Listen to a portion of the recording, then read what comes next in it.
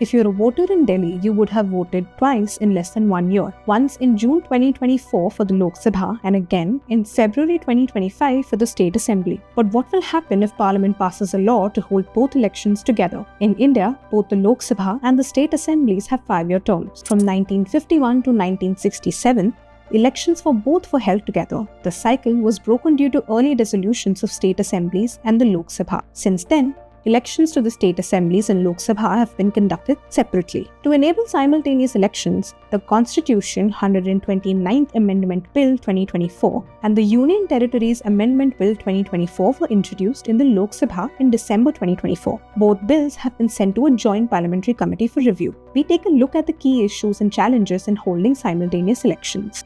Why do we need a simultaneous election? The bills propose that elections to the Lok Sabha and the state or UT assemblies will be held together. To initiate this cycle, the President will issue a notification on the date of the first sitting of the Lok Sabha after a general election. Assemblies going to the polls after the state will end their term with the ending term of the Lok Sabha, paving the way for simultaneous elections. Previously, the Law Commission, Parliamentary Standing Committee, and a high-level committee appointed by the government have flagged that the current election process is expensive and time-consuming and impacts developmental work due to the frequent imposition of the Model Code of Conduct. The bills propose simultaneous elections to address these issues. Let's take a look at these issues in more detail.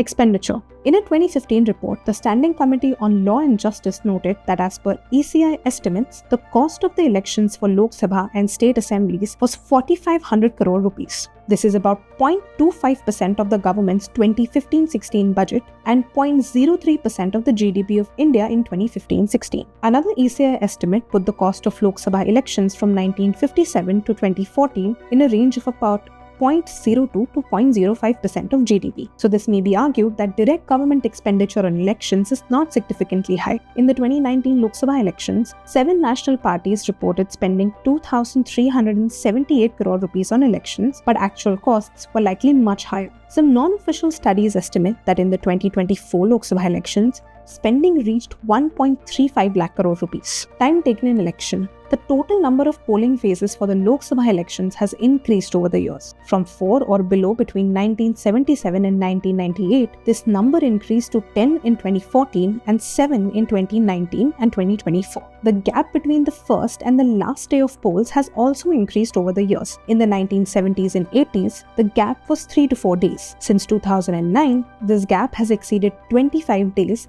reaching 43 days in 2024. While the number of voters has increased, so has the technology used for elections. We have transitioned from ballot papers to EVMs and have witnessed rapid growth in funds, manpower, and the law and order situation. It raises a question whether we should reevaluate how election scheduling works to reduce the time taken in the current process. Impact of Model Code of Conduct. When the elections are announced, the Model Code of Conduct comes into force. This puts limits on the party in power to minimize any unfair election advantages. These limits include a prohibition on announcements of new financial schemes and laying foundation stones of projects, among others. However, ECI has noted that it does not affect the existing schemes or policies. Works that were already in progress can continue, and there is no bar on payments for completed works.